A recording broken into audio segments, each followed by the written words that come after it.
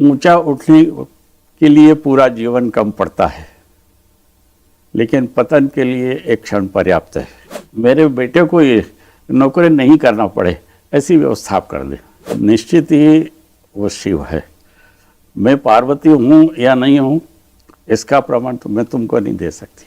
ओम नमः शिवाय, ओम नमः शिवाय, ये मंत्र उन्होंने कहा, ये बोलते जाना और मेरे सर पे डालते जाना। भगवान शिव का हम ध्यान करें, गुरुदेव ही आते थे। वंदनीय माता जी ही भगवती के रूप में आती थी।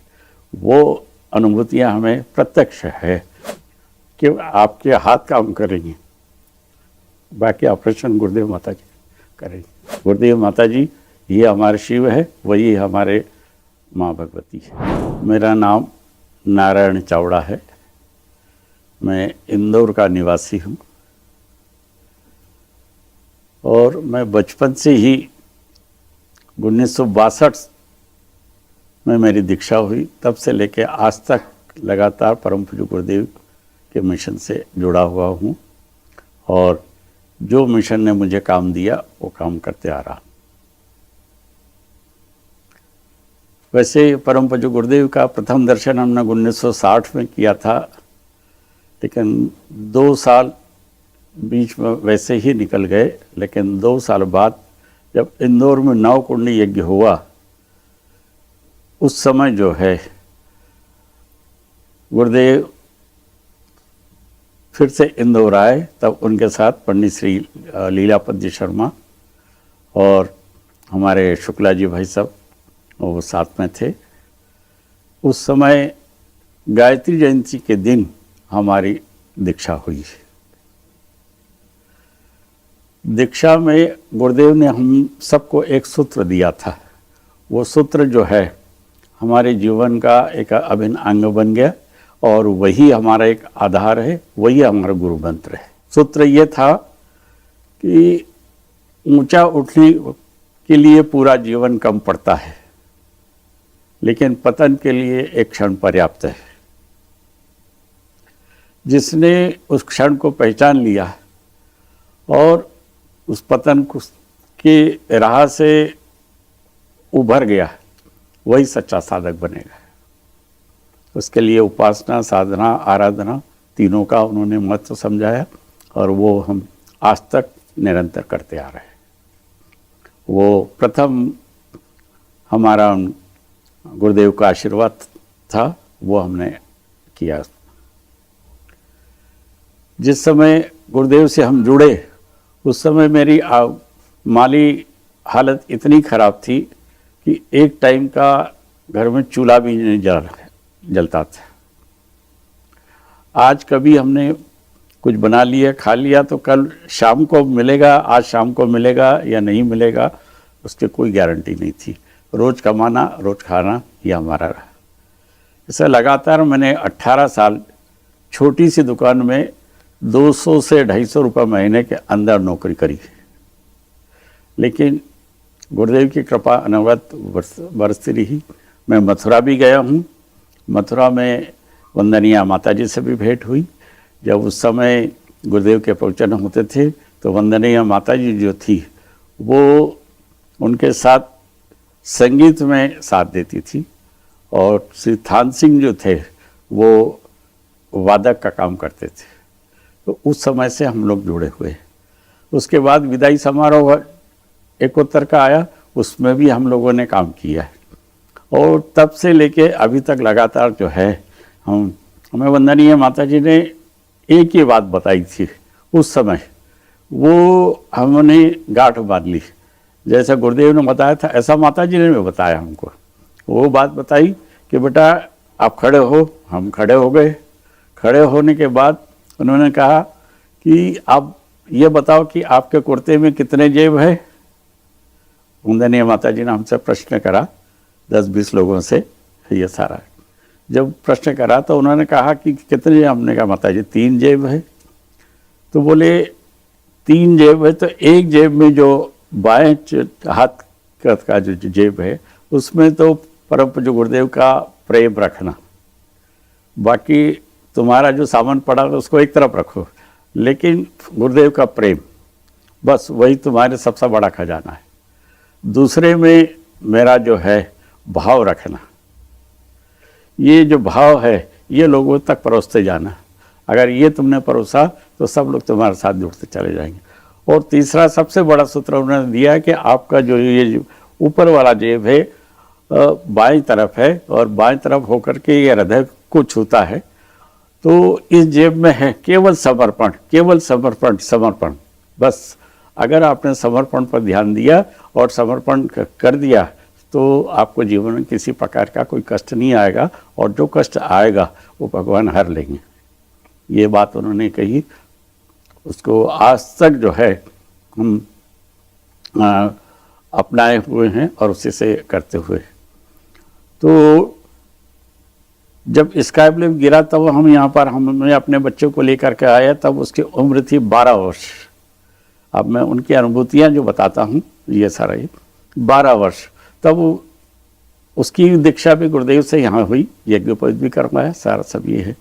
गुरुदेव ने बार बार हम लोगों से पूछा, 75 में, 73 में, 76 में भी, जब भी हम आए बार बार कहा बेटा तू मांग ले, जो कुछ मांगेगा तू, जो हम सब देने में समर्थ है। ये है तो हमने बोलते थे पिताजी हम आपसे क्या मांगे, आपको सब पता है, आप हमारी परीक्षा क्यों ले रहे हैं, कैसे नहीं। बोले परीक्षा नहीं ले रहा हूँ, मैं तुम्हारे मन की बात जानना चाहता हूँ।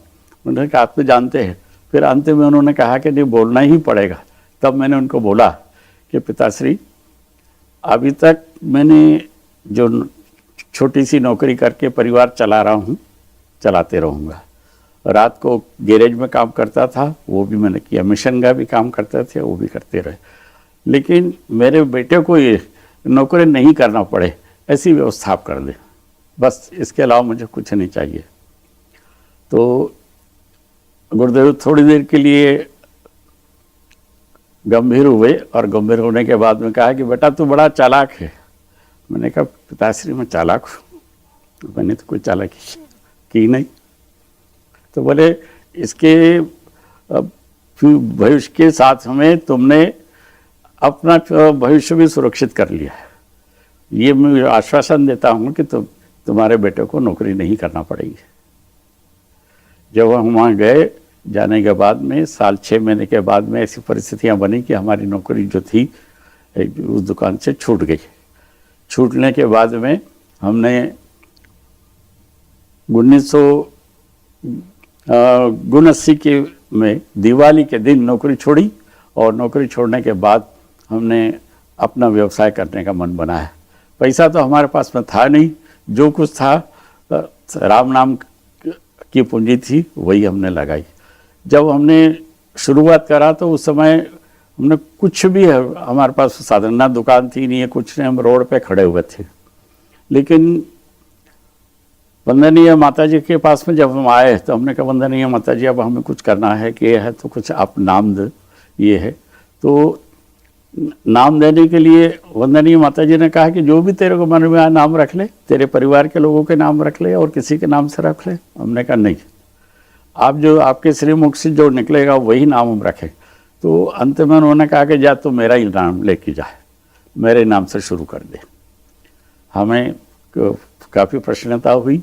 जैसे ही वहाँ गई, हमने इंदौर जाने के बाद 5000 रुपये में पगड़ी दे करके दुकान किराए से मोल ली, छोटी सी 10 बाय 10 की, उसमें वहाँ अपना व्यवसाय शुरू कराया। व्यवसाय शुरू करने के बाद जो है, जब पहले हमने स्टेशनरी छपवाई तो उसमें हमने माँ भगवती ट्रेडिंग कंपनी के नाम से उसका नामकरण करा। तो जब पहला पत्र हमने वंदनीय माता जी को लिखा तो उसमें वंदनीय माता जी ने ऊपर से जो माँ था उसको गोला बना करके उसको हटा दिया, केवल भगवती ट्रेडिंग कंपनी करा। अब ये उसमें क्या इच्छा थी वही जानती थी। ये है, तब से भगवती ट्रेडिंग कंपनी के नाम से हमने काम शुरू किया, और करते करते करते ये है हमने 79 से 80 से लेके अभी तक आज 43 साल हो गए। 43 साल में हमारी फर्म जो है अब प्राइवेट लिमिटेड के रूप में काम करती। पहले मैं अकेला करता था। 10 साल में इंदौर से देवास तक साइकिल से मैंने डिलीवरी दी, लेकिन आज भगवान की कृपा से मेरी फर्म में 20 से 25 व्यक्ति काम करते हैं। और इसके साथ साथ वर्कशॉप भी है ये। तो ये सब हम काम करते रहे, लेकिन मैं हमेशा भोजनालय का ही काम करता रहा हूँ। वंदनीय माता जी के आदेश था कि तू भोजनालय ही चला, मैं जहाँ भी हो, तो जहाँ जहाँ अश्वमेध हुए, जहाँ जहाँ 108 कुंडी यज्ञ हुए, और जहाँ जहाँ मुझे आदेश यहाँ से मिला उसको मैंने करने की पूरी कोशिश की, और उसमें भगवान ने पूरी हमारी लाज रखी। सबसे बड़ा चमत्कार मैं अमरकंटक का बताता हूँ। अमरकंटक में श्रद्धेय डॉक्टर साहब का युवा प्रकोष्ठ का कार्यक्रम था। उस समय हमारे श्री वीरेंद्र तिवारी जी वहाँ के हमारे मध्य जो उनके प्रभारी थे, और केसी शर्मा जी जो जबलपुर के थे। वहाँ उन्होंने कहा कि भाई सारी व्यवस्था तो हो गई, लेकिन यहाँ भोजनालय की व्यवस्था नहीं हो पाई है। तो हमने कहा क्या करना है आप बताएं।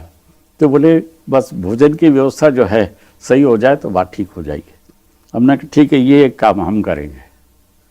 हम इंदौर गए, और इंदौर जाने के बाद में हमने कहा कि हमें किसी प्रकार का कोई आर्थिक सहयोग नहीं चाहिए, आप तो जो है आप आदेश करें।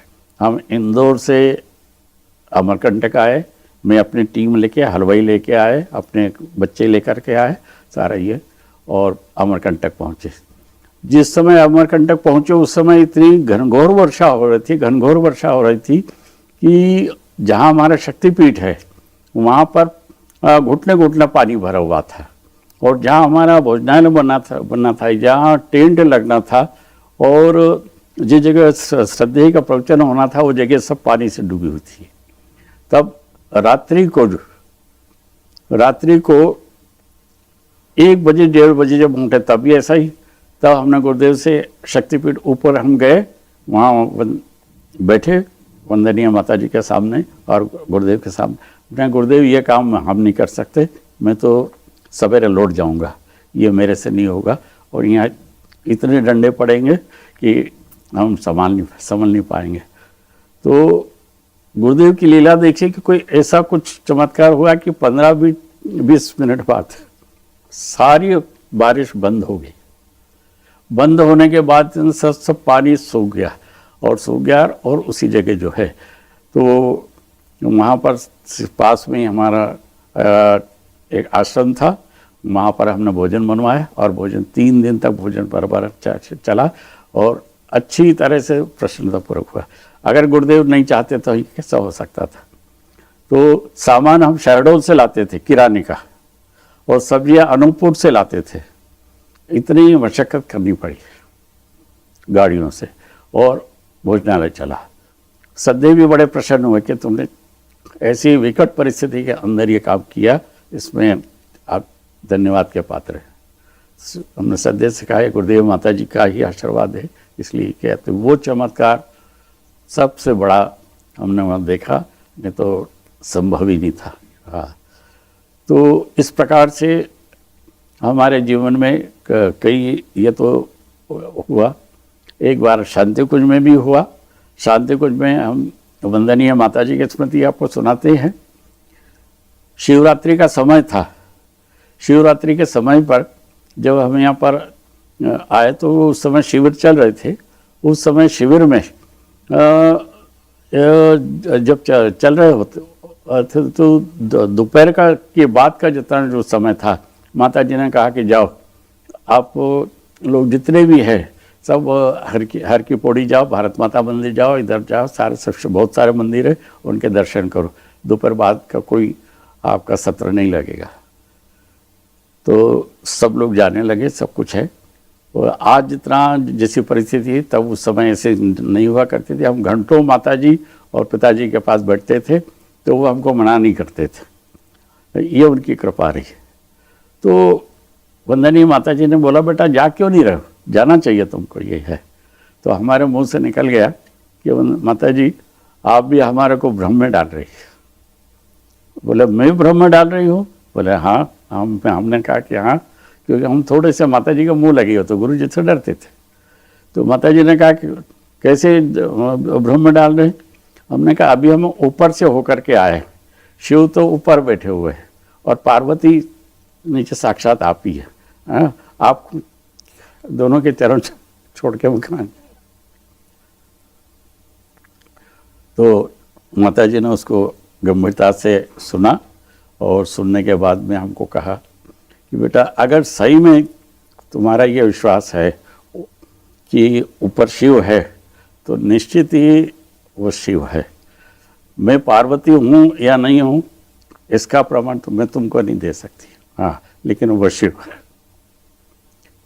भटकना मत। वो सबसे बड़ा हमें साक्षात्कार हुआ।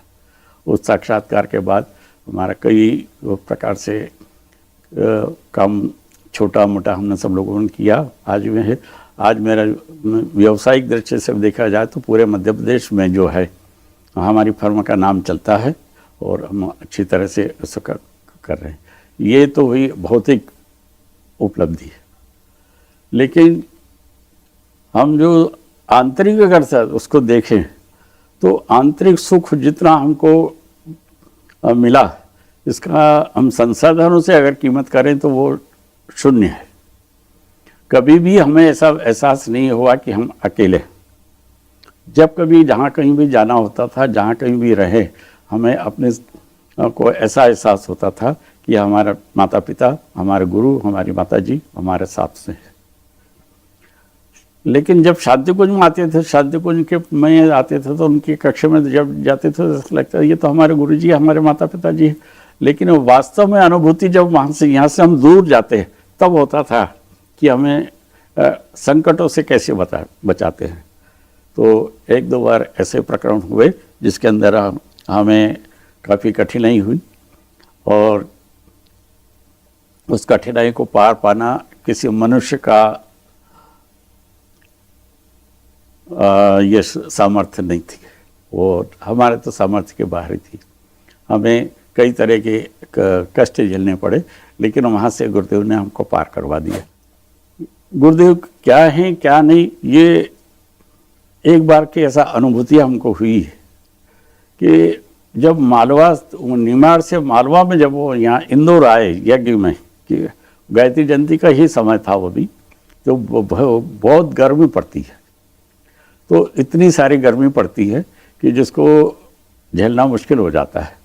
तो ऐसी गर्मी पार करके गुरुदेव इंदौर पहुँचे थे। तो उस समय हमारे श्री रेवा शंकर जी पंडित साहब, वो हमारे अग्रज रहे हैं, और कैलाश चंद्र शर्मा वो रहे हैं। उन्होंने मेरी ड्यूटी और हमारे गुरु भाई थे रामचंद्र जी शर्मा, रामचंद्र जी आर, उनकी ड्यूटी गुरुदेव के कार्य के लिए लगाई कि गुरुदेव जहाँ ठहरते हैं, जहाँ उनकी व्यवस्था बनाना, ये अब आप लोगों का काम है। उस समय डॉक्टर गोपी वल्लभ पाटीदार जो आपके यहाँ भी है, वो भी वहीं रहते थे, उनको भी सब पता है। तो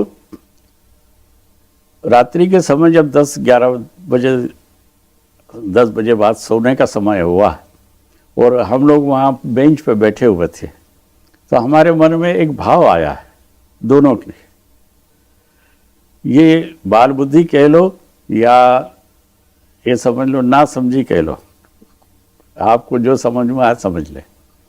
हमारे मन में ये भाव आया कि गुरुजी जो है निमाड़ से चल कर के यहाँ आ रहे हैं और आने के बाद में काफ़ी गर्मी रही है, तो अभी जो है गुरुदेव के शरीर में गर्मी के कारण अलाई पड़ गई हो। अलाई मतलब समझते हैं आप, तो उन्हें लाल लाल फुंसियाँ हो जाती है। तो हमने कहा ये हो गई होंगे, और पीठ में भी मेल जम जाता हो, क्योंकि पीछे हाथ तो जाता नहीं है। तो हमने कहा ये कैसे धोते होंगे। तो हमारे दोनों के मन में यह आया कि हमें जो है ऐसा करना चाहिए कि गुरुजी की कम से कम पीठ तो साफ कर दे ताकि उनको आराम मिले। ये दृष्टिकोण हमारा था। तो जैसे ही सवेरे गुरुदेव के स्नान के लिए बाथरूम में हमने 2 बाल्टी पानी भर के रखी। उनके पहले हम स्वयं स्नान करते थे, और स्नान करने के बाद में फिर उनकी जो तैयारियां होती थी, जो उनके वस्त्र वगैरह, वो वहाँ रख देते थे, और रखने के बाद में पानी रख देते थे और अपनी जगह आके बैठ जाते थे।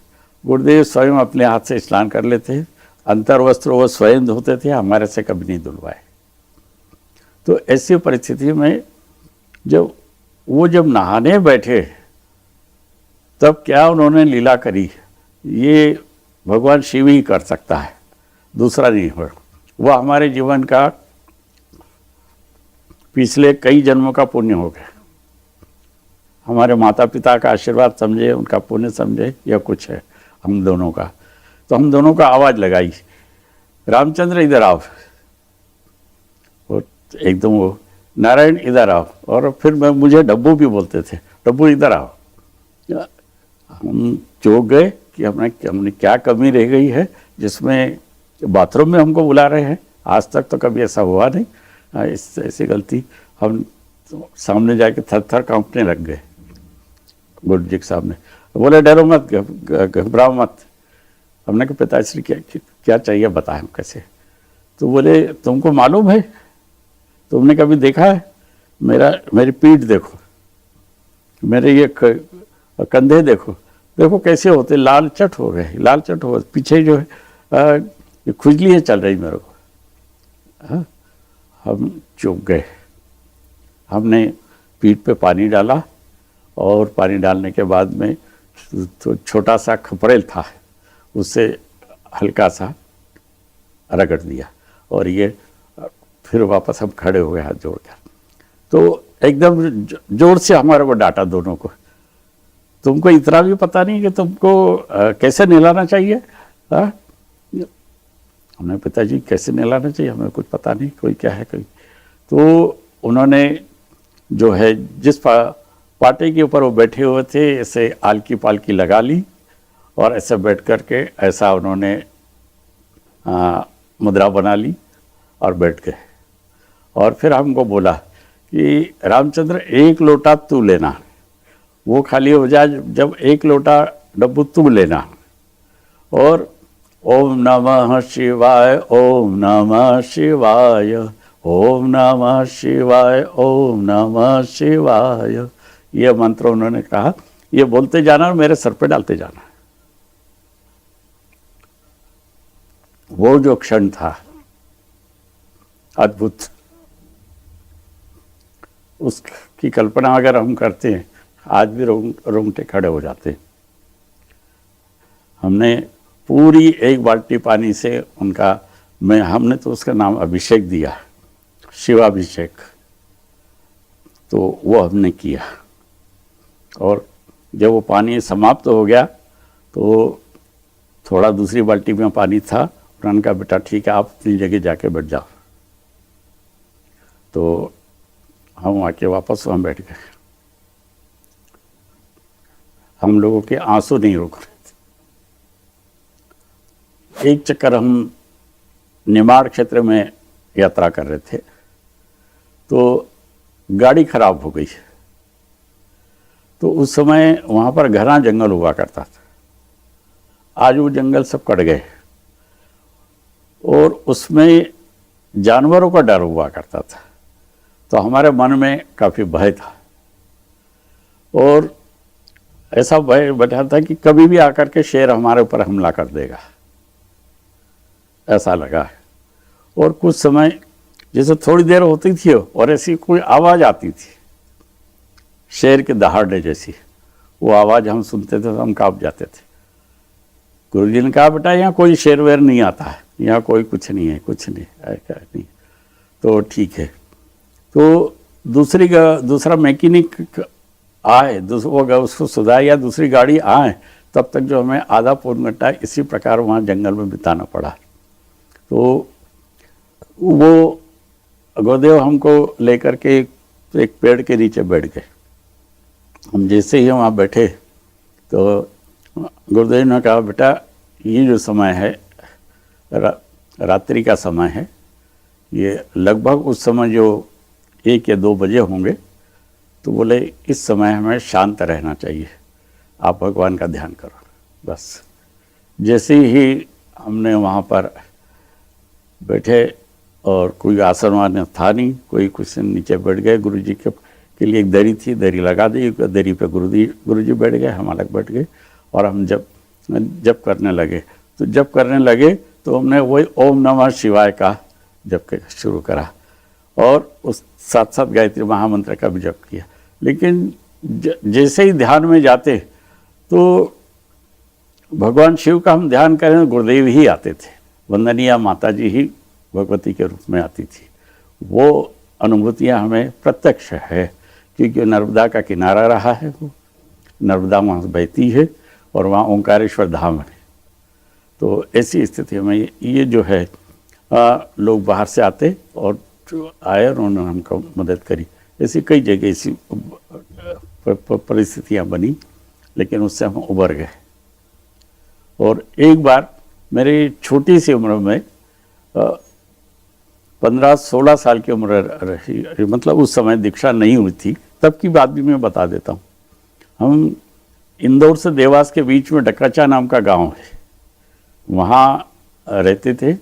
और रहते तो उस समय जब प्राइमरी में पढ़ते थे और खेलते खेलते हम सड़क पर आ गए। सड़क पर आने के बाद में सड़क के किनारे एक सूखा कुआं था। उस कुएं में हमारे कोई 2-4 हम साथी थे, किसी ने हमको धक्का दे दिया, हम अंदर गए तो 15-20 फीट नीचे गिर गए। अब उसमें कोई पानी वानी तो था नहीं, कोई कुछ नहीं, किसी तरह से क्या। अब हम ये वो समय शाम का 5-1 बजे का रहा होगा। अब वो लोग तो भाग गए, बच्चे डर के मारे, हमारे साथी लोग, और घर पे जाके बताया भी नहीं। हम रात को भी जैसे उधर कोई निकलता तो आवाज़ लगाते, कोई सुनता नहीं। रात भर जो है हमने उस कुएं में वैसे बिताई।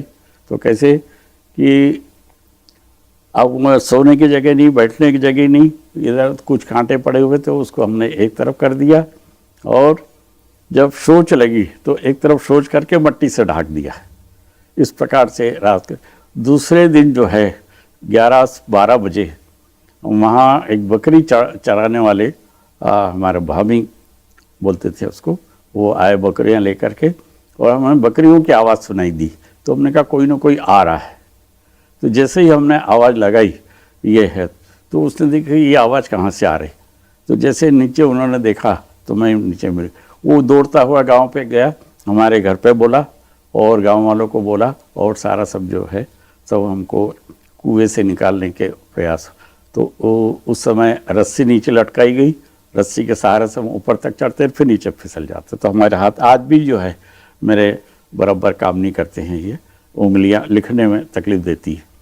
तो उस समय ऐसी परिस्थिति बन गई। तो उन्होंने एक छबड़ी होती है, छबड़ी के अंदर उन्होंने रस्सी बांधी, उस पर हम बैठे बाहर निकाले।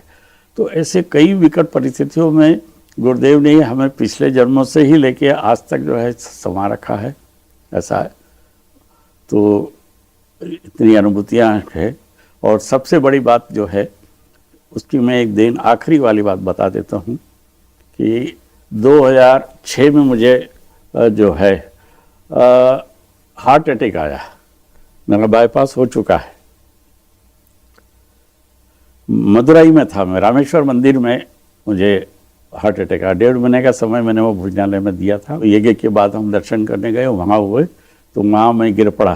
तो गिरने के बाद वहाँ डॉक्टर के पास में हमारे गौरी शंकर जी जो थे वो लेके गए। उन्होंने कहा इनको तो हार्ट अटैक है, ऐसा रही है। तो हमने कहा भैया हम एडमिट नहीं होंगे, किसी तरह से आप तो औषधि दे दो। जो कुछ दवाई दी उन्होंने दवाई दे दी। दवाई देने के बाद में जो है फिर हम सामान्य हो गए। फिर वहाँ से घर आ गए। घर आने के बाद 6 महीने बाद फिर मुझे वापस दूसरा अटैक आया। दूसरा अटैक आया तो वो बड़ा अटैक था।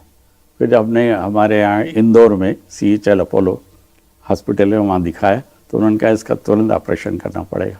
ऑपरेशन किया गया और सारा ये। तो जब ऑपरेशन थिएटर में ले गए तो आज भी मेरे पास प्रमाण मौजूद है। मैं दूसरे चक्कर आऊँगा तो मैं आपको ला करके दिखाऊंगा। तो जैसे उन्होंने उसको डार्क रूम में बदला ऑपरेशन के लिए, तो मेरे मुंह से निकला, हमने कहा डॉक्टर साहब 2 मिनट के लिए आपका मोबाइल मुझे चाहिए। बोले क्यों, डर लग रहा है, क्या बात है? हमने कहा डर नहीं लग रहा है, मैं अपने भगवान से बात करना चाहता। जैसे ही मैंने वो लिया, श्रद्धेय जी को फ़ोन लगाया। उस समय सूरज प्रसाद शुक्ला जी थे, उन्होंने फ़ोन उठाया। हमने कहा जी से बात करना है। तो बोले जी अब आराम में जा रही है, अभी बात नहीं कर। मैंने कहा मेरा ऑपरेशन होना है और मैं ऑपरेशन थिएटर पर लेटा हुआ हूँ, अभी 2 मिनट के अंदर ही शुरू हो जाएगा।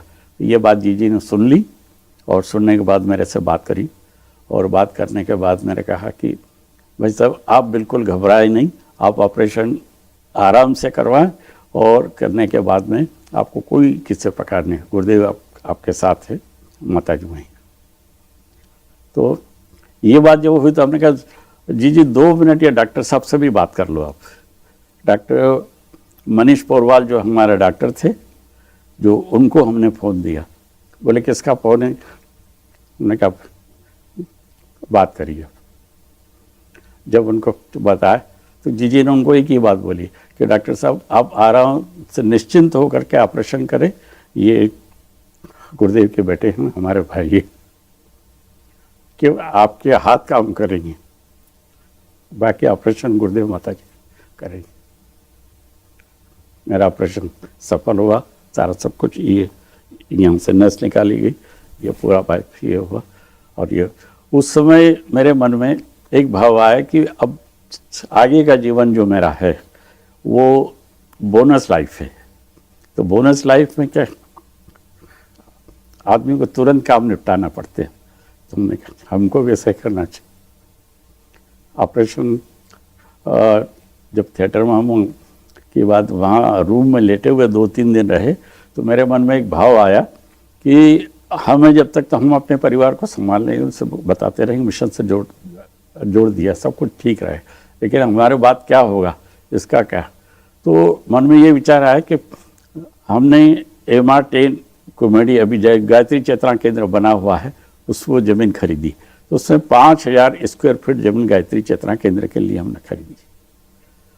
अब उसके लिए पैसा नहीं था हमारे पास, तो मेरे पास जितनी FDयाँ थी वो 35 लाख रुपए की निकली, मैंने भविष्य के लिए कर रखी थी। उन्हीं 35 लाख रुपए की कीमत से वो गायत्री चेतना केंद्र की भूमि खरीदी गई, जिसमें हमारे आदरणीय गौरीशंकर शर्मा जी इंदौर आए और रजिस्ट्री करवाई। और रजिस्ट्री करवाने के बाद में 22 सितंबर 2007 को उसकी रजिस्ट्री हुई।